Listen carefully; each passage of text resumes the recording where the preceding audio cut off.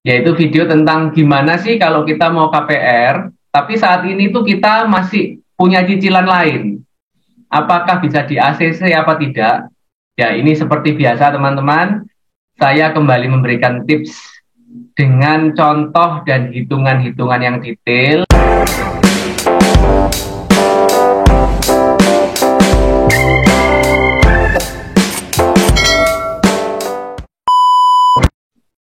Ya, halo teman-teman, apa kabar? Kembali lagi dengan saya Enrico. Hari ini saya mau memberikan kembali tips properti buat teman-teman sekalian. Ini berkaitan dengan ada pertanyaan dari teman saya sih. Kemarin kan saya sempat buat video tentang gimana perhitungan kemampuan bayar jika kalian mau ambil KPR, ya kan?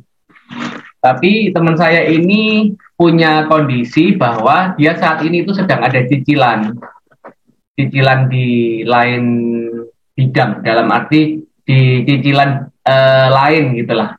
Gak tahu itu cicilan rumah, mobil, dia sih tidak cerita detail.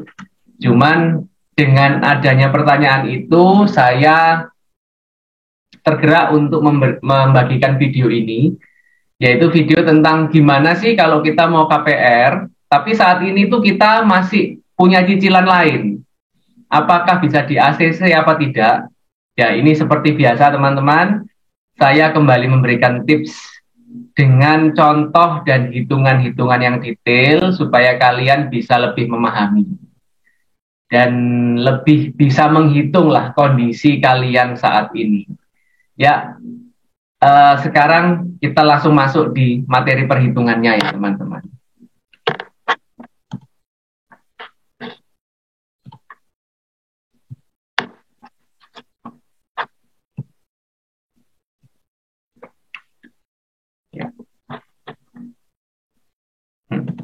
Ya, saya memberikan judul untuk tips properti kali ini adalah apakah masih bisa KPR jika memiliki banyak cicilan. Nah, ini. Jadi ini bagi teman-teman yang baru mau KPR yang pertama dan tidak memiliki cicilan apa-apa, kalian bisa melihat video saya yang lalu. Di sana adalah contoh bahwa kita kalau mau ngambil KPR belum punya cicilan, itu perhitungannya seperti apa sih? Itu simak video saya yang lalu ya. Coba lihat, searching di daftar video saya di channel saya. Dan kalau teman-teman yang sudah punya cicilan apapun ya, bisa cicilan HP, mobil, motor, apartemen, dan sebagainya, kartu kredit mungkin, KTA, dan kalian masih mau mengambil KPR,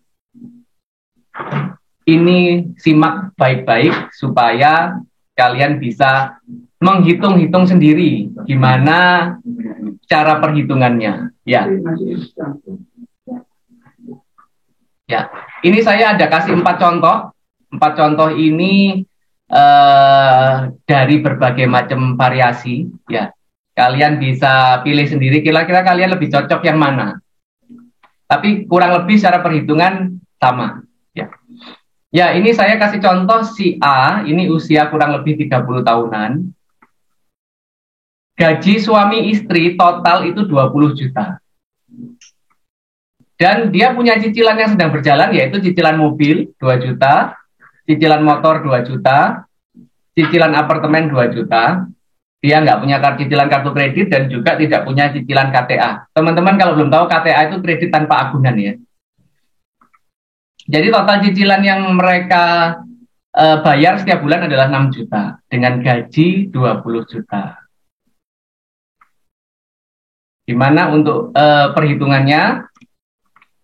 Jadi si A ini gaji total. Ya, bank pada umumnya itu akan melihat kemampuan bayar cicilan kalian adalah 30% dari income kalian.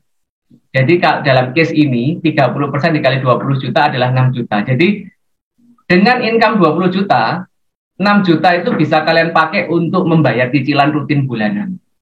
Tapi ingat ya teman-teman, 30% ini adalah range rata-rata variabel yang bank keluarkan. Ada beberapa bank yang lebih dari 30%. Jadi ada beberapa bank yang bisa sampai 40 atau 50%. Jadi range-nya antara 30 sampai 50%. Tapi untuk save-nya di video kali ini saya memberikan perhitungan dengan variabel yang 30%. Jadi 6 juta ini bisa dipakai si A buat cicilan rutin bulanan. Dia sudah punya cicilan yang saya sebut tadi sebelumnya dengan total 6 juta rupiah. Jadi kesimpulannya si A apa? Jadi dengan kemampuan bayar cicilan 6 juta dan cicilan sedang berjalan 6 juta, maka jadi si A tidak bisa lagi menambah cicilan jika income tidak ada peningkatan. Ya, jadi dengan kondisi si A ini, dia kalau mau cicilan lagi, apapun cicilannya, dia tidak akan bisa di ACC karena kemampuan bayar sebesar 6 juta dan cicilan yang sedang berjalan 6 juta ini sudah klop, tidak ada kelebihan lagi. Jadi pada intinya apa ya? Berarti kalau semakin besar gaji, jadi kemampuan cicilannya akan semakin besar. Apakah begitu? Belum tentu. Mari kita cek ya, contoh yang nomor si B. Kalau si B usia lebih tua, 35 tahun, gaji suami dia seorang manajer, sudah 40 juta. Kan lebih besar dari yang 20 juta tadi. Ini 40 juta. Gimana? Kondisinya apa? Seorang manajer pasti cicilannya lebih banyak lagi. Jadi cicilan mobil 3,5, rumah 4 juta, apartemen tidak punya, kartu kredit 2 juta, KTA 1 juta, dengan total cicilan 10,5 juta. Gimana kondisi si B ini? Ya, kemampuan bayar si B setelah kita hitung yaitu 30% kali 40 juta. Kembali lagi teman-teman, 30% ini dari mana? Saya sudah sebutkan tadi di contoh yang si A ya. Jadi dia bisa melakukan cicilan bulanan itu maksimal di angka 40 juta dikali 30% yaitu 12 juta per bulan. Sedangkan cicilan yang dia punya totalnya 10,5 juta per bulan. Apa kesimpulannya dengan si B? Jadi dia punya kemampuan bayar cicilan 12 juta per bulan dan cicilan yang sedang berjalan adalah 1,5 juta. 10,5 juta per bulan. Jadi si B masih bisa menambah cicilan dengan income yang dia punya saat ini sebesar 1,5 juta per bulan. Kira-kira apa ya yang bisa dibeli si B ini dengan 1,5 juta per bulan? Kita kasih contoh lah. Si B mau mengambil apartemen studio harga 250 juta dengan DP 100 juta. Dengan KPA yaitu kredit kepemilikan apartemen plafon 150 juta dengan tenor 15 tahun, cicilan bulanannya yaitu 1,5 juta. Jadi si B dengan gaji 40 juta dengan kemampuan bayar cicilan 30%-nya yaitu 12 juta, sedangkan dia punya cicilan berjalan sebesar 10,5 juta, ini perinciannya. Dia masih bisa membeli apartemen dengan cicilan KPA bulanannya 1,5 juta per bulan. Jadi dengan contoh A dan B ini melihat bahwa gaji semakin besar berarti dia bisa semakin banyak mencicil apapun yang mau dia beli. Belum tentu juga teman-teman. Kita akan lihat contoh yang si C ya. Si C usia 45 tahun, gajinya 100 juta karena dia seorang direktur. Ini kan lebih besar dari A dan lebih besar dari B ya. Tapi kita lihat kondisinya, punya cicilan mobil 3,5, mobil kedua 3,5, rumah 10 juta. Mungkin rumahnya seorang direktur pasti besar ya. Apartemen 2,5. Ini mungkin dia punya investasi di apartemen, kartu kredit 5 juta, KTA 5 juta dengan total cicilan 29,500. Kesimpulannya apa?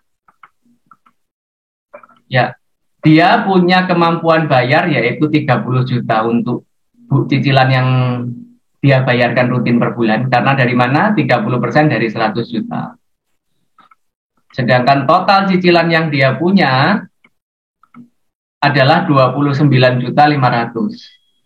Jadi kemampuan bayarnya per bulan 30 juta, cicilan yang sedang berjalan 29,500. Jadi si C ini hanya bisa menambah cicilan dengan income saat ini sebesar 500.000 per bulan. Kira-kira apa ya teman-teman yang dia bisa beli rumah? Kayaknya nggak bisa. Kalau apartemen juga nggak bisa. Kemungkinan kalau dia ngambil HP, membeli HP dengan cicilan 500.000 per bulan masih bisa. Karena ini 29.500.000 dan 30 juta ini hanya selisih 500.000. Jadi kembali lagi ke contoh-contoh A dan A, B dan C itu bukan hanya besarnya income saja yang perlu diperhatikan. Ya, kita ambil contoh yang terakhir yaitu si D, usia baru lulus lah, gaji 6 juta rupiah, dia hanya punya cicilan motor 300.000. Dia tidak punya cicilan apa-apa lagi. Jadi total cicilannya hanya 300.000 per bulan. Berapa sih? Apa sih yang akan bisa dia beli dengan cicilan yang apa? Dengan income 6 juta ini? Jadi kemampuan bayarnya kembali lagi 30% kali 6 juta yaitu 1,8. Sedangkan cicilannya sedang berjalan hanya 300.000. Jadi si D masih memiliki kemampuan bayar sebesar yaitu 1,8 juta dikurang 300.000 yaitu 1,5 juta. Jadi si D bisa lagi menambah cicilan dengan income saat ini sebesar 1,5 juta per bulan. Apa yang bisa dia beli sama dengan si B tadi? Dia bisa membeli apartemen studio dengan DP 100 juta, KPA-nya 150 juta tenor 15 tahun, dia bisa mencicil 1,5 juta per bulan. Jadi teman-teman dari 4 contoh yang saya berikan, kita punya satu kesimpulan, yaitu apa? Yang menentukan bisa kredit atau tidak bukanlah besarnya income, melainkan perpaduan antara besarnya income dan cicilan yang sedang berjalan. Jadi itu teman-teman kesimpulannya. Jadi bukan berarti semakin besar income, semakin banyak, semakin besar income, dia bisa membeli dengan kredit semaunya dia. Tidak, karena itu juga dihitung dari besarnya cicilan dia yang sedang berjalan. Ya. Jadi dari video kali ini kita bisa belajar.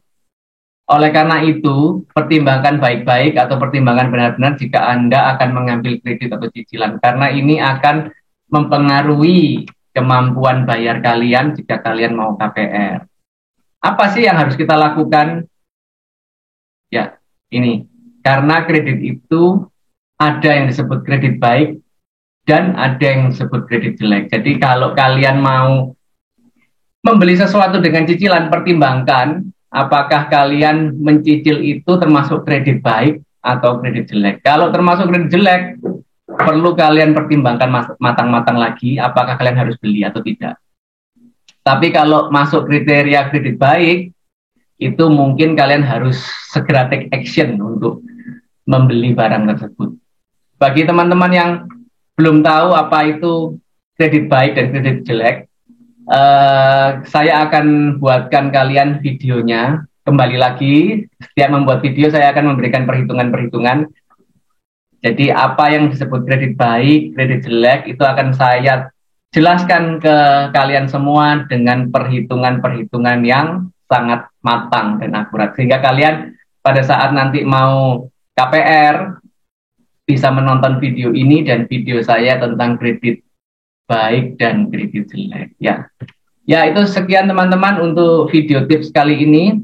Semoga bermanfaat. Jangan lupa subscribe, share, dan kalian boleh tanya-tanya di kolom komentar jika kalian ingin menanyakan sesuatu tentang kredit, terutama tentang KPR. Ya, terima kasih teman-teman sudah menonton video ini. Sampai ketemu di video saya selanjutnya. Oke, bye-bye.